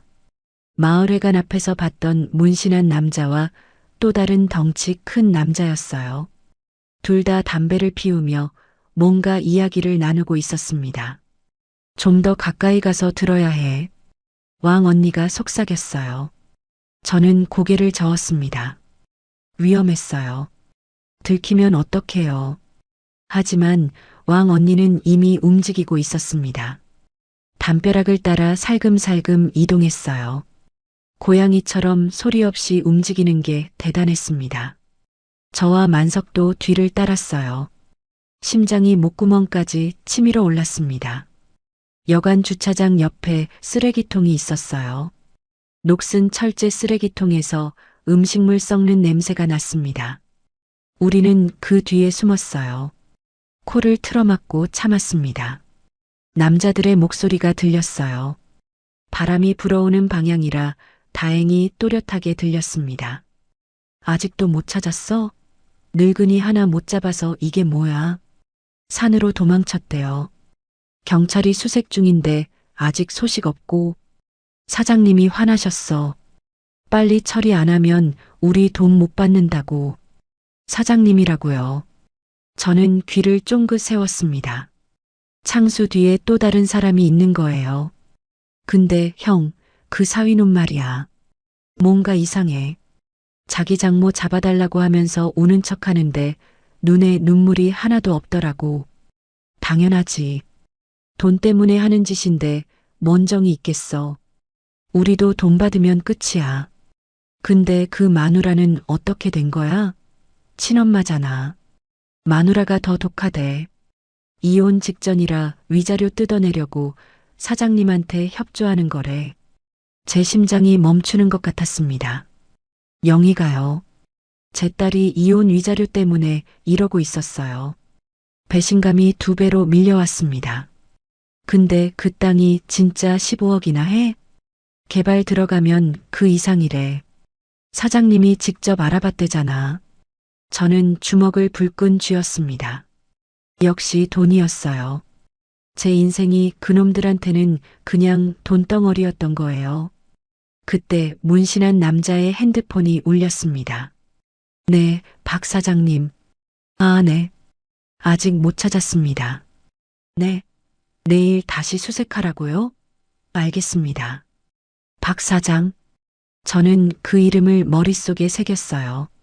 창수 뒤에 있는 사람. 이 모든 것의 배후. 아니, 창수 자체가 배우일 수도 있었습니다. 야, 사장님이 내일 직접 온대.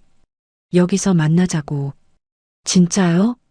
그 바쁜 사람이 돈이 걸린 일이니까. 그 땅 개발 정보를 사장님이 먼저 알아낸 거잖아. 자기 몫을 챙기려면 빨리 처리해야지. 저는 숨을 죽였습니다. 내일 그 박 사장이라는 사람이 온다고요. 그 사람까지 잡으면 조직 전체를 무너뜨릴 수 있어요. 남자들이 담배를 끄고 안으로 들어갔습니다. 여관 문이 닫히는 소리가 들렸어요. 우리는 조용히 그 자리를 빠져나왔습니다. 숨을 죽이며 담벼락을 따라 이동했어요. 골목길을 돌아 안전한 곳까지 이동한 뒤에야 숨을 내쉬었습니다. 가슴을 쓸어내렸어요. 들었지? 내일 그놈들 두목이 온대. 만석이 말했어요. 왕 언니가 고개를 끄덕였습니다. 박 사장이라. 어디서 많이 들어본 이름인데. 왕 언니가 고개를 갸웃거렸어요. 뭔가 떠오르는 게 있는 눈치였습니다. 이마에 주름이 잡혔어요. 잠깐 설마. 왕 언니의 얼굴이 굳어졌어요. 박 사장이 혹시 박창수 사장 아니야? 저는 멈칫했습니다. 창수요. 제 사위 박창수요. 사위가 사장이에요? 몰랐어? 창수가 서울에서 부동산 개발 회사 한다고 들었는데 규모가 꽤 크다던데 저는 그런 걸 몰랐습니다. 영희가 늘 창수 자랑만 했지 구체적인 건 말해준 적이 없었거든요. 서울서 잘 나간다. 큰 회사 다닌다. 그런 얘기뿐이었어요. 머릿속이 복잡해졌습니다. 그러면 이 모든 계획을 창수가 직접 짠 거예요. 단순히 영희 남편이 아니라 부동산 개발 회사 사장으로서 조직적으로 움직인 거였습니다. 그러면 저놈들은 창수 회사 직원인 거예요? 아마 그렇겠지. 부동산 개발 쪽은 불법적인 일 처리하는 인력이 따로 있는 경우가 많아. 땅 주인 협박하거나 세입자 내쫓거나 그런 더러운 일 시키는 거지. 왕 언니가 이를 갈았어요. 보험 영업 시절에 그런 사람들을 많이 봤나 봅니다. 소름이 돋았습니다. 상대가 생각보다 컸어요. 그냥 못된 사위가 아니라 조직을 가진 사업가였던 거예요. 돈과 인력을 동원해서 계획적으로 저를 노린 거였습니다. 어떻게요?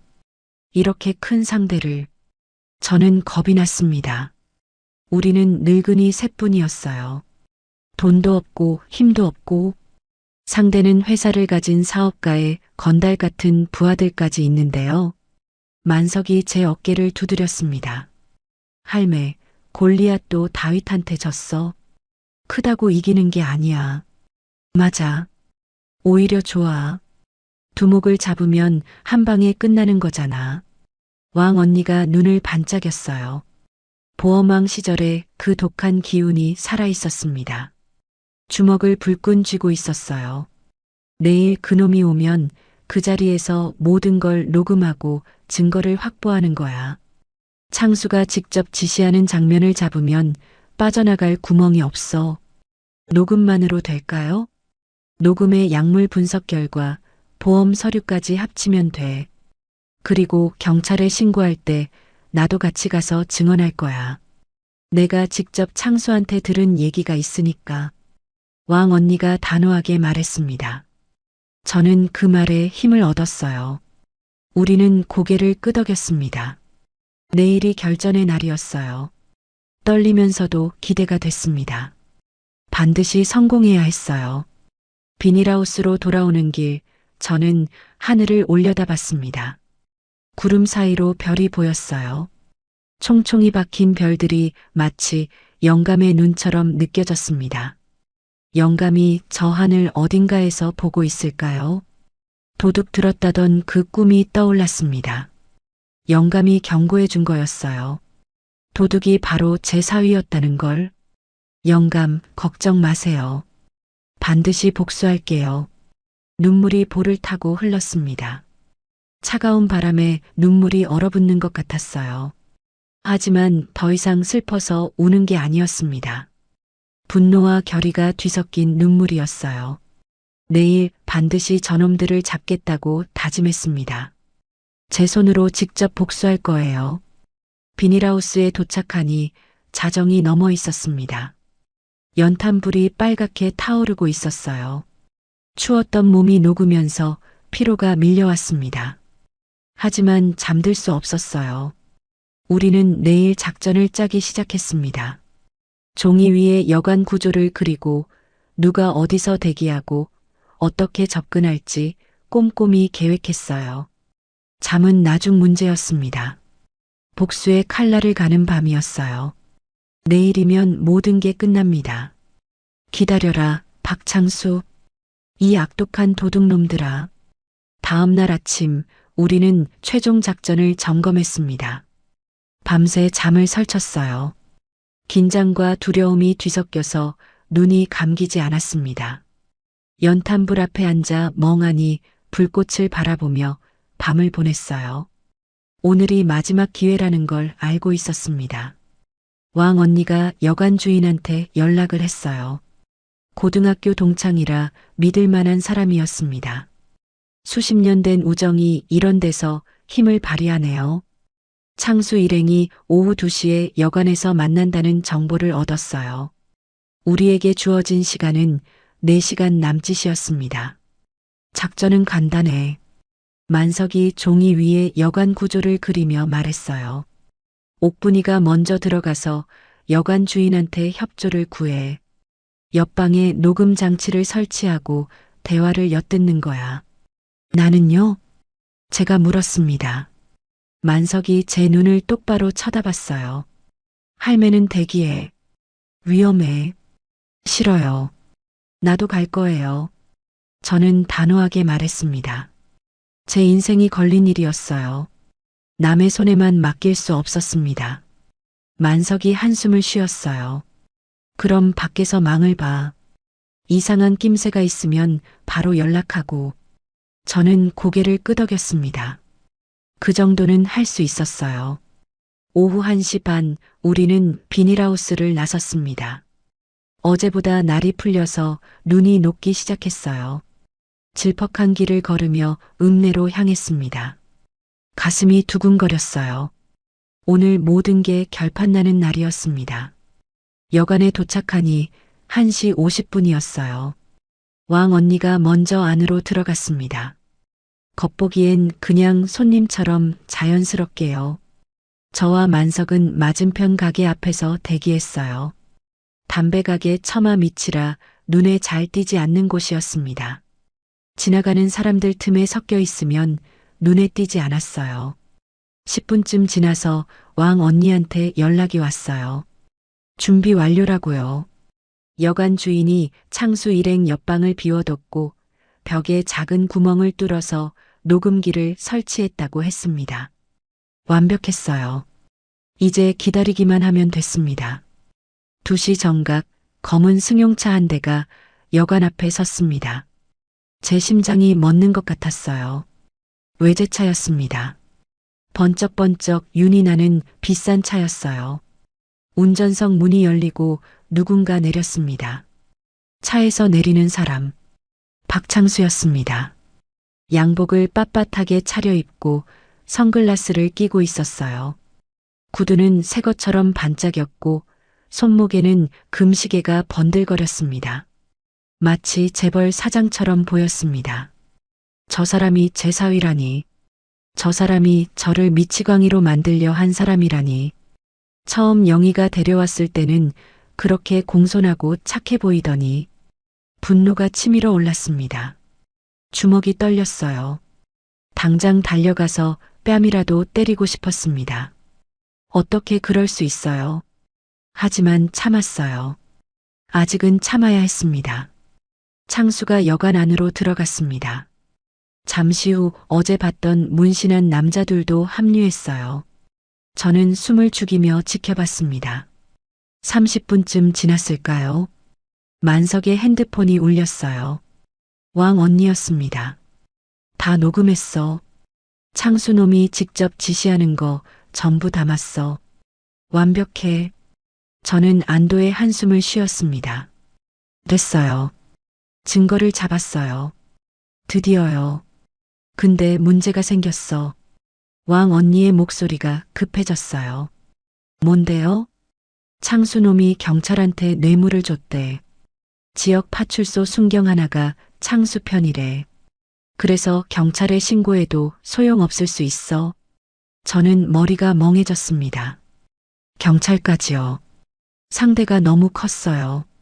돈이면 뭐든 되는 세상인가요? 그럼 어떡해요? 제 목소리가 떨렸습니다. 서울 검찰에 직접 고발해야 해. 지역 경찰 건너뛰고 아니면 서울 경찰청에. 만석이 뭔가 생각난 듯 눈을 빛냈어요. 내 조카가 서울 경찰청 강력반이야. 걔한테 연락해 볼게. 희망이 보였습니다. 만석이 핸드폰을 꺼내 어딘가에 전화를 걸었어요. 그때였습니다. 여관 문이 벌컥 열렸어요. 창수가 밖으로 나왔습니다. 핸드폰을 들고 통화 중이었어요. 그리고 주변을 둘러보더니 우리 쪽을 봤습니다. 순간 눈이 마주쳤어요. 저는 얼어붙었습니다. 몸이 돌처럼 굳어졌어요.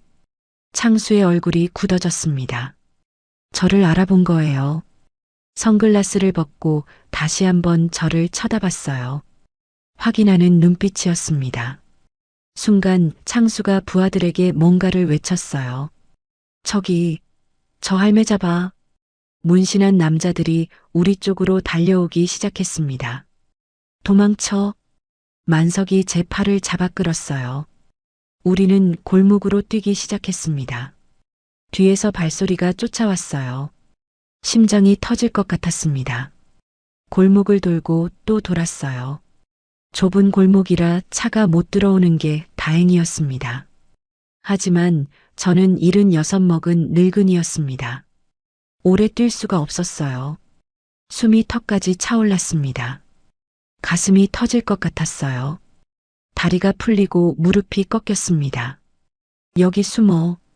만석이 저를 쓰레기통 뒤로 밀어 넣었습니다. 좁고 더러운 곳이었지만 몸을 숨길 수 있었어요. 음식물 썩는 냄새가 코를 찔렀습니다. 만석은 계속 달렸어요. 놈들의 주의를 끌려는 거였습니다. 영감님, 저는 속으로 외쳤어요. 그 나이에 저 젊은 놈들을 어떻게 따돌리려고요. 저는 숨을 죽이고 웅크렸습니다. 심장 소리가 너무 커서 들킬 것 같았어요. 발소리가 점점 멀어졌습니다. 만석을 쫓아간 것 같았어요. 만석이 걱정됐습니다. 79 먹은 영감이 저 젊은 놈들을 따돌릴 수 있을까요? 제발이요. 제발 무사하세요. 10분쯤 지났을까요? 조용해졌습니다. 저는 조심스럽게 밖을 살폈어요. 아무도 없었습니다. 떨리는 다리를 붙잡고 일어났어요. 핸드폰 불빛을 켜고 골목을 빠져나왔습니다.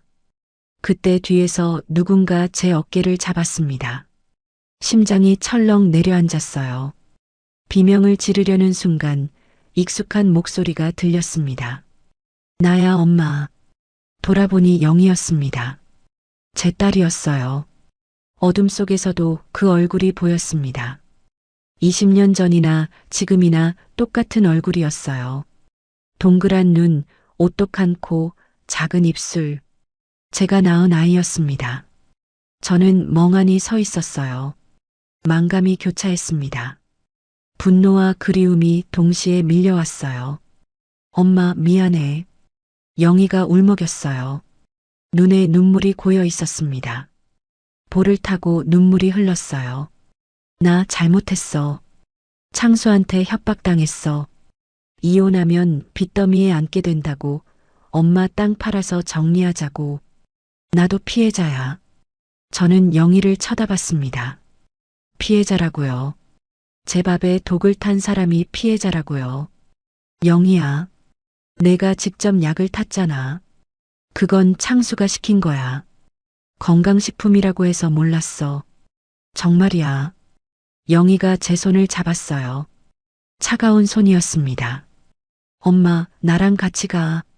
창수한테서 벗어나게 해줄게. 경찰에 같이 신고하자. 순간 저는 흔들렸습니다. 영희가 진심인 것 같았어요. 눈물까지 흘리고 있었으니까요. 어쩌면 정말 창수한테 협박당한 건지도 몰랐어요. 하지만 뭔가 이상했습니다. 영희의 눈빛이요. 눈물은 흘리는데 눈 자체는 차가웠어요. 예전에 거짓말할 때 하던 그 눈빛이었습니다. 중학교 때 성적표 위조했다가 들켰을 때도 저런 눈을 했었어요. 입으로는 울면서 눈은 계산하고 있는 거예요. 경찰에 신고하자고? 어느 경찰? 제가 물었어요. 영희가 잠깐 멈칫했습니다. 눈동자가 흔들렸어요. 파출소. 여기 파출소에. 그 순간 저는 확신했습니다. 거짓말이었어요. 왕 언니가 말했잖아요. 파출소 순경이 창수 편이라고. 영희는 저를 그 파출소로 데려가려는 거였습니다. 또 함정이었어요. 저는 영희의 손을 뿌리쳤습니다. 이 나쁜 년아. 목소리가 떨렸어요. 엄마를 또 속이려고? 석 달 동안 독 먹인 것도 모자라서? 영희의 얼굴이 굳어졌습니다. 가면이 벗겨지는 순간이었어요. 엄마, 순순히 따라와. 안 그러면 힘들어져. 목소리가 달라졌습니다. 차갑고 날카로웠어요. 이게 영희의 본 모습이었습니다. 저는 뒤로 물러섰어요. 그때 골목 끝에서 불빛이 비쳤습니다. 창수와 부하들이었어요. 포위당한 거였습니다. 장모님, 오랜만이네요. 창수가 웃으며 다가왔어요. 그 웃음이 악마처럼 보였습니다. 양복 주머니에 손을 넣고 여유롭게 걸어왔어요. 설날에 어디 가셨다가 이제 오시는 거예요? 많이 걱정했습니다. 비꼬는 말투였어요. 저는 이를 악물었습니다. 순순히 오시면 좋겠는데 장모님도 연세가 있으시니까 건강 해치시면 안 되잖아요. 창수가 부하들에게 눈짓을 했어요. 문신한 남자들이 양옆에서 다가왔습니다. 도망칠 곳이 없었어요. 저는 주변을 둘러봤습니다. 도망칠 곳이 없었어요. 앞에는 창수, 뒤에는 영희. 양쪽에서 부하들이 다가오고 있었습니다. 높은 담벼락이 양옆을 막고 있었어요. 막다른 골목이었습니다. 끝이구나. 그런 생각이 스쳤어요. 이렇게 끝나는 건가? 복수도 못하고 끌려가는 건가? 영감, 미안해요. 저는 눈을 감았습니다. 그때 어디선가 사이렌 소리가 들려왔습니다. 경찰차였어요. 한 대가 아니라 여러 대였습니다. 사이렌 소리가 점점 가까워졌어요. 창수의 얼굴이 굳어졌습니다. 부하들이 당황한 기색을 보였어요. 골목 입구로 경찰들이 뛰어들어왔습니다. 5명, 6명. 총을 들고 있었어요. 꼼짝 마. 손 들어. 앞장선 경찰이 외쳤습니다. 젊은 형사였어요. 30대 중반쯤 돼 보였습니다. 저는 그 사람을 알아봤어요. 만석 영감 조카라고 했던 사람이었습니다. 서울경찰청 강력반 형사라고 했어요. 만석이 연락한 거였습니다. 만석이 도망치면서 조카한테 전화한 거예요. 제 목숨을 살린 거였습니다. 고마웠어요. 경찰들이 창수와 부하들을 에워쌌습니다. 창수의 얼굴이 하얗게 질렸어요. 방금 전까지의 여유가 싹 사라졌습니다. 선글라스가 바닥에 떨어져 깨졌어요. 부하들은 이미 바닥에 엎드려 있었습니다. 문신한 팔을 머리 뒤로 깍지 끼고 꼼짝도 못했어요. 저항할 생각도 못하는 것 같았습니다. 박창수 씨 약물 투여 및 사기 혐의로 체포합니다. 만석의 조카 구형사가 수갑을 꺼냈어요. 35쯤 돼 보이는 젊은 형사였습니다. 눈빛이 날카롭고 단호했어요. 창수가 뒷걸음질 쳤습니다. 이게 무슨 짓이야? 나한테 이럴 수 없어. 내가 누군지 알아? 저항하면 공무집행방해 추가됩니다. 구형사의 목소리는 차갑고 단호했어요. 창수가 발버둥을 쳤지만 소용없었습니다. 두 명의 경찰이 양팔을 잡고 꺾었어요. 창수의 손목에 수갑이 채워졌습니다. 철컥 소리가 골목에 울렸어요. 저는 그 소리를 들으며 눈물이 났습니다. 드디어요. 드디어 이 순간이 온 거예요. 무릎에 힘이 풀려서 주저앉을 뻔했습니다. 영희도 체포됐습니다. 공범 혐의였어요. 영희는 경찰에게 끌려가면서 저를 돌아봤습니다. 그 눈빛이 아직도 잊히지 않아요.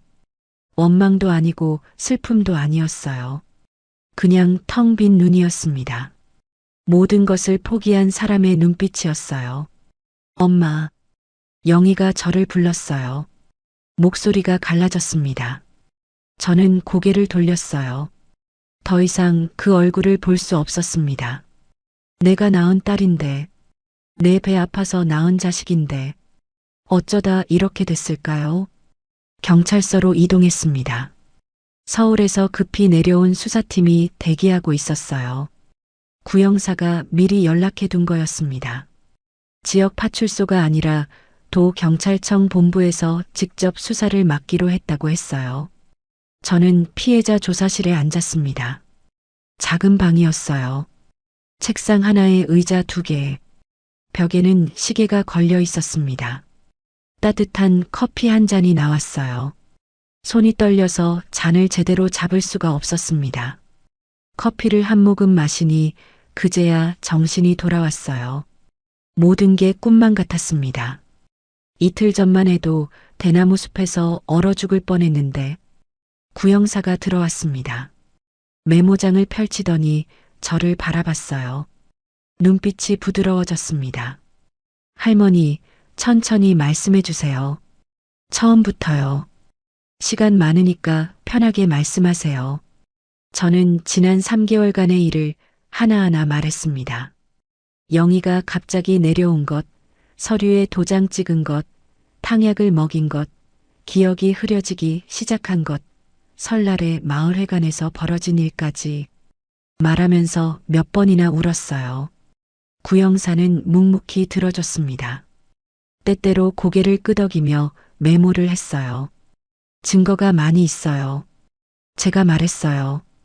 가방에서 하나씩 꺼냈습니다.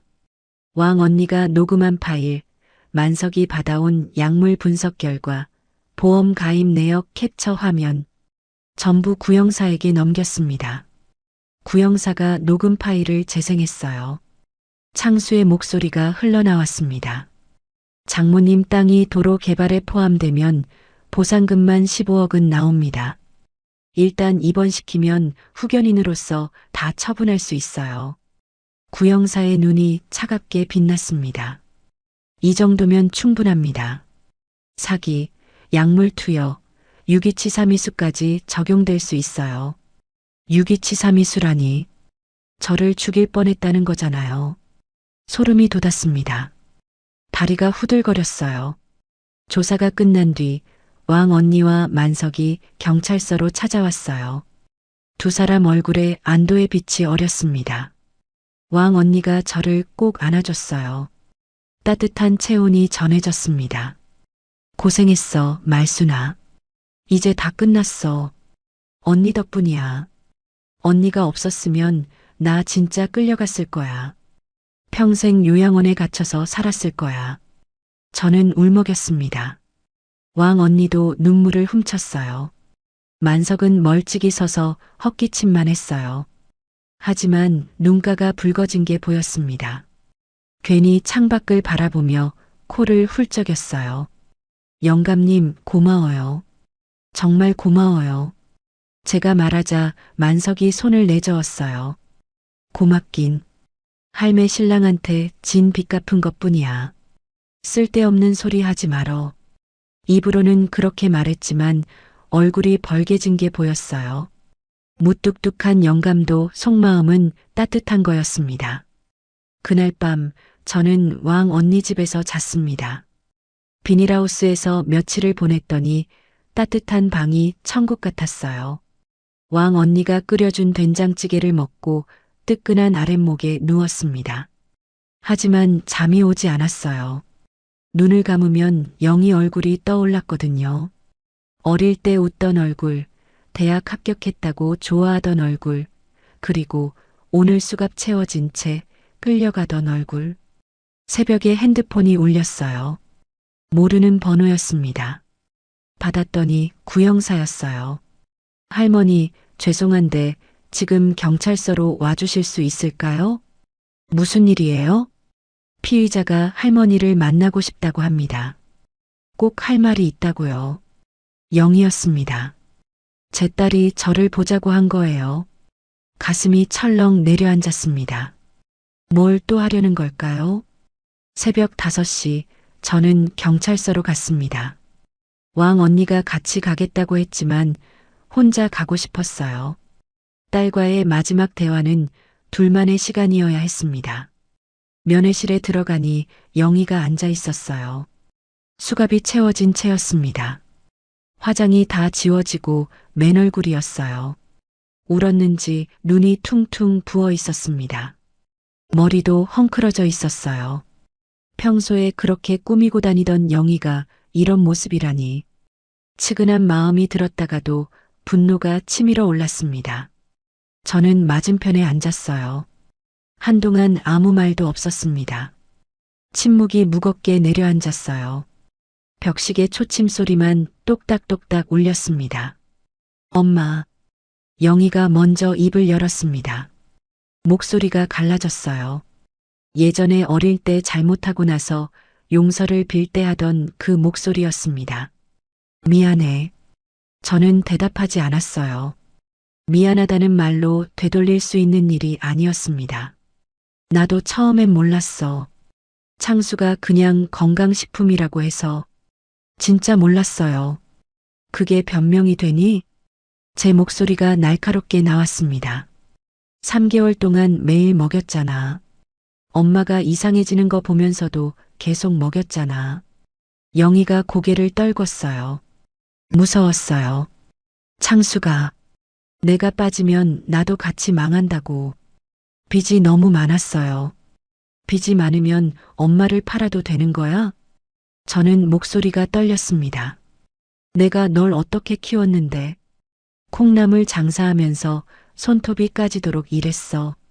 내 학비 대느라 밥 굶은 날이 얼마인 줄 알아? 내가 대학 갈 때 논 팔아서 등록금 냈어. 그런 엄마한테 어떻게 이럴 수 있어? 눈물이 흘렀어요. 억울함과 배신감이 한꺼번에 쏟아졌습니다. 목이 메어서 말이 안 나왔어요. 영희도 울기 시작했어요. 어린아이처럼 훌쩍훌쩍 울었습니다. 알아요. 다 알아요. 그래서 더 미안해요. 미안하면 뭘 해? 이미 다 끝났는데. 저는 자리에서 일어났습니다. 더 있으면 마음이 약해질 것 같았어요. 엄마. 영희가 불렀습니다. 저는 멈췄어요. 뒤돌아보지는 않았습니다. 하나만 알아줘요. 창수 뒤에 더 큰 사람이 있어요. 저는 돌아봤습니다. 무슨 소리야? 이 계획 전체를 짠 사람이 따로 있어요. 창수는 그 사람 밑에서 일하는 거예요. 누군데? 영희가 입술을 깨물었어요. 조 회장이요. 조강태 회장. 그 땅을 진짜로 노리는 사람은 그 사람이에요. 조강태. 처음 듣는 이름이었습니다. 하지만 어딘가 익숙한 느낌도 들었어요. 어디서 들어본 것 같기도 하고요. 창수 회사가 그 사람 거예요. 창수는 그냥 사위 노릇하면서 일을 진행한 거고, 진짜 주인은 조 회장이에요. 저는 할 말을 잃었습니다. 상대가 더 컸어요. 창수 위에 또 다른 사람이 있었던 거예요. 왜 이제야 말하는 거야? 무서웠어요. 그 사람 힘이 얼마나 센지 알면 엄마도 무서울 거예요. 영희의 눈에 공포가 서려 있었습니다. 연기가 아니었어요. 저는 면회실을 나왔습니다. 머릿속이 복잡했어요. 싸움이 끝난 줄 알았는데 더 큰 적이 남아 있었습니다. 구형사에게 영희가 한 말을 전했어요. 구형사의 표정이 심각해졌습니다. 눈썹을 찌푸리며 뭔가 생각에 잠겼어요. 조강태 회장이요. 이 지역 개발 사업을 여러 개 따낸 사람입니다. 건설 쪽에서 꽤 유명해요. 정치권에도 줄이 있다는 소문이 있고요. 그 사람이 진짜 배우라는 거예요? 가능성은 있어요. 하지만 증거가 없으면 손을 못 대요. 그 정도 인물은 함부로 건드렸다가는 오히려 역풍 맞아요. 구형사가 한숨을 쉬었습니다. 일단 박창수부터 제대로 조사해 봐야 해요. 그 과정에서 조 회장 연결고리가 나오면 좋고요. 저는 주먹을 쥐었습니다. 여기서 끝낼 수 없었어요. 진짜 도둑을 잡아야 했습니다. 제 땅을 노린 진짜 악당을요. 아침 해가 떠오르고 있었어요. 경찰서 창문으로 붉은 햇살이 들어왔습니다. 설날 다음 날 아침이었어요. 불과 이틀 전만 해도 저는 떡국을 먹다가 도망쳤습니다. 그리고 지금은 경찰서에서 딸과 사위를 고소한 사람이 됐어요. 복잡한 감정이 밀려왔습니다. 슬프기도 하고 화가 나기도 하고 허탈하기도 했어요. 하지만 한 가지는 확실했습니다. 아직 끝나지 않았다는 것. 조강태라는 진짜 배우가 남아 있었어요. 저는 창밖을 바라봤습니다. 해가 밝게 떠오르고 있었어요. 새로운 싸움이 시작되고 있었습니다. 76 먹은 늙은이가 거대한 건설 회장과 싸워야 한다니. 무섭기도 했지만 물러설 수는 없었어요. 영감, 지켜봐 주세요. 끝까지 싸울게요. 반드시요. 저는 주먹을 불끈 쥐었습니다. 복수의 칼날은 아직 다 갈리지 않았어요. 싸움은 아직 계속됩니다. 일주일이 지났습니다. 창수는 구속 기소됐어요. 약물 투여, 사기, 유기치사미수 혐의였습니다. 영희는 공범으로 기소됐지만 자수와 수사 협조를 인정받아 불구속 상태로 재판을 받게 됐어요. 문신한 부하들도 함께 구속됐습니다. 하지만 조강태 회장은 여전히 잡히지 않았어요. 증거가 부족했습니다. 창수가 입을 열지 않았거든요. 조 회장과의 연결고리를 끝까지 부인했어요. 저는 초조했습니다. 진짜 배우가 빠져나가는 걸 지켜볼 수만은 없었어요. 그러던 어느 날 구형사한테서 연락이 왔습니다. 할머니, 좋은 소식이 있어요. 창수가 드디어 입을 열었습니다. 심장이 쿵 뛰었어요. 진짜요? 네. 조 회장이 자기를 버렸다는 걸 알고 나서 태도가 바뀌었어요. 알고 보니 조 회장이 변호사를 통해 창수에게 메시지를 보냈다고 했어요. 모든 책임을 창수한테 뒤집어 씌우겠다는 내용이었습니다. 배신당한 창수가 분노해서 전부 털어놓기 시작한 거예요. 창수의 진술에 따르면 조 회장이 처음부터 모든 계획을 짰다고 했습니다. 제 땅이 도로 개발 예정지에 포함된다는 정보를 먼저 입수하고 창수를 시켜 저를 치매 환자로 만들어 후견인 자격으로 땅을 빼앗으려 했던 거예요. 약도 조 회장이 구해줬다고 했습니다. 창수 회사 자체가 조 회장 소유였고 창수는 그냥 바지 사장이었어요. 월급 받고 시키는 대로 한 거였습니다. 이틀 후 조강태 회장이 체포됐습니다. 뉴스에서 봤어요. 왕 언니 집 텔레비전 앞에 앉아서 봤습니다. 양복 입은 노인이 경찰에 끌려가는 장면이었어요. 이른이 넘어 보이는 사람이었습니다. 흰 머리에 주름진 얼굴. 저와 비슷한 나이였어요. 기자들이 마이크를 들이대자 고개를 숙이고 얼굴을 가렸습니다. 같은 세대를 살아온 사람이 어떻게 이런 짓을 했을까요? 씁쓸했어요. 조 회장은 제 땅만 노린 게 아니었습니다. 비슷한 수법으로 독거노인 3명의 땅을 이미 빼앗은 전력이 있었어요. 혼자 사는 노인들을 노려서 가짜 후견인을 세우고 재산을 빼돌린 거였습니다. 수사가 확대되면서 여죄가 줄줄이 드러났어요. 사기, 문서위조, 강요. 피해자가 10명이 넘었습니다. 구형사 말로는 징역 15년 이상 나올 거라고 했어요. 드디어 끝났습니다. 저는 왕 언니 집 마루에 앉아 하늘을 올려다봤어요. 맑은 겨울 하늘이었습니다. 영감 보이세요? 도둑놈들 다 잡았어요. 눈물이 흘렀습니다. 안도와 허탈함이 뒤섞인 눈물이었어요. 3월이 됐습니다. 저는 마을로 돌아왔어요.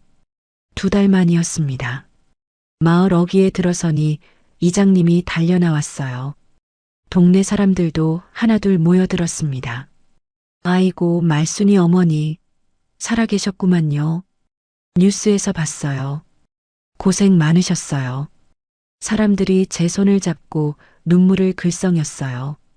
설날에 실종됐다가 사위한테 당했다는 소문이 온 동네에 퍼졌던 거였습니다. 저도 울컥했어요. 이렇게 걱정해주는 사람들이 있었구나. 집은 그대로였어요. 마당의 감나무도, 뒤뜰의 장독대도, 처마 밑 고드름은 녹아서 없어졌지만 처마 끝에 참새들이 앉아 있었습니다. 하지만 뭔가 달라 보였어요. 예전엔 그냥 낡은 집이었는데 이제는 소중한 보물처럼 느껴졌습니다. 이 집을 지켜냈다는 게 감사했어요. 과수원에도 갔습니다. 눈이 녹고 땅이 드러나 있었어요. 올해도 사과꽃이 필 거예요. 올해도 빨간 사과가 열릴 거예요. 이 땅을 지켜냈다는 게 실감이 났습니다. 영감 묘소에도 다녀왔어요. 산소에 올라가 절을 했습니다. 겨우내 쌓였던 낙엽을 치우고 잡초도 뽑았어요. 묘비를 손으로 쓸어주며 말했습니다. 영감, 나 살아남았어요. 도둑놈들 다 감옥 보냈어요. 그 땅 지켜냈어요. 바람이 불었어요. 마치 영감이 대답하는 것 같았습니다. 고생했어, 할매. 잘했어. 저는 한참을 울었어요. 그동안 참았던 눈물이 다 쏟아졌습니다. 무섭고 힘들었던 일들이 주마등처럼 스쳐 지나갔어요. 영감 곁에 오니까 그제야 마음이 놓였습니다. 왕 언니와 만성 영감이 자주 찾아왔어요. 일주일에 서너 번은 꼭 왔습니다. 셋이서 마당에 앉아 막걸리를 마시기도 했어요. 왕 언니가 안주를 싸오고 만석이 직접 담근 동동주를 가져왔습니다. 봄볕 아래 앉아서 술잔을 기울이니 세상에 부러울 게 없었어요. 우리가 실버 탐정단이래. 왕 언니가 웃으며 말했어요. 막걸리 잔을 높이 들었습니다. 앞으로도 억울한 노인 있으면 우리가 나서자. 이번에 해보니까 우리도 할 수 있더라고. 에이, 그런 일은 이제 없어야지. 만석이 손사래를 쳤지만 입꼬리가 올라가 있었습니다. 괜히 헛기침을 하며 딴청을 피웠어요. 저는 두 사람을 바라봤어요.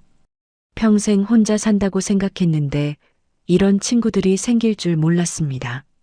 남편 떠나보내고 외로웠는데 이제는 외롭지 않았어요. 인생 뭐 있나요? 76에도 새 친구가 생기는 거예요. 4월 어느 날 영희가 찾아왔습니다. 마당 끝에 서서 저를 바라보고 있었어요. 검은 원피스를 입고 있었습니다. 화장기 없는 얼굴이었어요. 한참을 망설이다가 천천히 다가왔습니다. 얼굴이 많이 야위어 있었어요. 광대뼈가 도드라지고 눈 밑에 그늘이 져 있었습니다. 엄마. 저는 대답하지 않았습니다. 아직 마음의 준비가 안 됐어요. 영희를 보니 분노와 연민이 동시에 밀려왔습니다. 재판받고 나서 많이 생각했어요. 매일 밤 잠이 안 왔어요. 영희가 고개를 숙였어요. 목소리가 떨렸습니다. 용서해달라는 말 안 할게요. 그럴 자격 없는 거 알아요. 그냥 엄마한테 제대로 사과하고 싶었어요. 영희가 무릎을 꿇었습니다. 마당 흙바닥에 이마를 대고 절을 했어요. 죄송합니다. 정말 죄송합니다. 저는 그 모습을 지켜봤습니다. 분노가 치밀어 오르다가 문득 영희 어릴 때가 떠올랐어요. 초등학교 입학하던 날 엄마 손을 꼭 잡고 학교 가던 모습, 고등학교 때 시험 못 봐서 울던 모습, 대학 합격해서 엄마 목을 끌어안던 모습, 다 제가 키운 아이였습니다. 한참 후 저는 입을 열었어요. 일어나. 영희가 고개를 들었습니다. 눈물 범벅이었어요. 용서는 못해. 아직은. 영희의 얼굴이 굳어졌어요. 근데 밥은 먹고 가. 영희가 멈칫했습니다. 저는 부엌으로 들어갔어요. 된장찌개를 끓이기 시작했습니다. 영희가 좋아하던 순두부 된장찌개요. 둘이 마주 앉아 밥을 먹었습니다. 아무 말도 없었어요. 그냥 조용히 밥만 먹었습니다. 영희가 눈물을 흘리면서 밥을 먹었어요. 밥을 다 먹고 영희가 일어섰습니다. 갈게요. 엄마 건강하세요. 그래. 영희가 문을 나서다가 돌아봤어요. 눈가가 빨갛게 부어 있었습니다. 엄마, 창수랑 이혼했어요. 모든 거 정리했어요. 앞으로 혼자 살 거예요. 저는 고개만 끄덕였습니다. 뭐라고 해야 할지 몰랐어요. 건강하세요. 오래오래 사세요. 영희가 허리 숙여 인사했어요. 그리고 대문을 나섰습니다. 뒷모습이 쓸쓸해 보였어요. 대문이 닫히는 소리가 들렸습니다. 저는 한참 동안 대문을 바라봤어요. 저는 마당에 나와 하늘을 올려다봤습니다. 봄바람이 불었어요. 따뜻한 바람이었습니다. 용서할 수 있을까요? 아직은 모르겠어요. 하지만 언젠가는 할 수 있을지도 모르겠습니다. 시간이 필요했어요. 아주 많은 시간이요. 5월이 됐습니다. 과수원에 사과꽃이 폈어요. 하얀 꽃이 만발했습니다. 가지마다 꽃이 무겁게 달려 있었어요. 꿀벌들이 윙윙거리며 날아다녔습니다. 저는 꽃 사이를 걸으며 웃었어요. 살아있다는 게 이렇게 좋은 거였구나. 이 꽃을 볼 수 있다는 게 이렇게 감사한 거였구나. 도로 개발 보상금 협의가 시작됐습니다. 제 땅값으로 12억이 나왔어요. 엄청난 돈이었습니다. 평생 본 적 없는 큰 돈이었어요. 저는 그 돈으로 뭘 할지 생각했습니다. 마을 노인정을 고치기로 했어요. 난방시설이 낡아서 겨울마다 어르신들이 고생했거든요. 보일러도 바꾸고 창문도 이중창으로 교체하기로 했습니다. 그리고 혼자 사는 노인들을 위한 반찬 배달 사업도 시작하기로 했어요. 조강태 같은 사람들한테 당하는 분들이 없도록 서로 돌봐야 했습니다. 왕 언니가 물었어요. 그 많은 돈을 왜 남한테 써? 내가 편하게 쓰면 되잖아. 저는 웃었어요. 돈이 뭐라고. 사람이 먼저지. 나 혼자 잘 먹고 잘 살면 뭐해. 함께 살아야지. 영감이 살아있었으면 그렇게 말했을 거예요. 돈보다 사람이 먼저라고요. 영감도 그런 사람이었거든요. 올해 나이 77이 됐습니다. 죽을 뻔했다가 살아났어요. 딸한테 배신당하고 사위한테 독을 먹고 대나무 숲에서 얼어 죽을 뻔하고 그런데도 살아남았습니다. 하늘이 아직 데려가지 않은 거예요. 인생이란 게 참 묘해요. 끝인 줄 알았는데 새로운 시작이 되기도 하고 잃은 줄 알았는데 더 많은 걸 얻기도 하고요. 땅을 지키려다가 친구를 얻었고 딸을 잃었다가 마음의 평화를 찾았어요. 저는 오늘도 과수원을 걸었습니다. 사과꽃 향기가 코끝을 스쳤어요. 하얀 꽃잎이 바람에 날려서 제 어깨 위에 앉았습니다. 내년에도 그 다음 해에도 이 꽃은 필 거예요. 저도 그때까지 살아있을 거예요. 이 과수원을 지키면서요. 영감, 아직 저 안 갈 거예요. 할 일이 많거든요. 노인정도 고쳐야 하고 반찬 배달도 해야 하고 왕 언니랑 만성 영감이랑 막걸리도 마셔야 하고요. 그러니까 거기서 기다려요. 천천히 갈게요. 기다려요, 영감. 보고 싶어요. 많이요. 바람이 불었습니다. 꽃잎이 하늘로 날아올랐어요. 새로운 계절이 시작되고 있었습니다. 제 인생의 새로운 봄이었어요. 오늘의 사연 어떠셨나요? 사연이 마음에 닿았다면 더 좋은 사연으로 찾아뵐 수 있도록 구독과 좋아요를 눌러주세요. 그리고 사연의 주인공을 위한 따뜻한 말씀도 댓글로 부탁드립니다. 여러분의 오늘을 응원합니다. 인생 소풍이었습니다.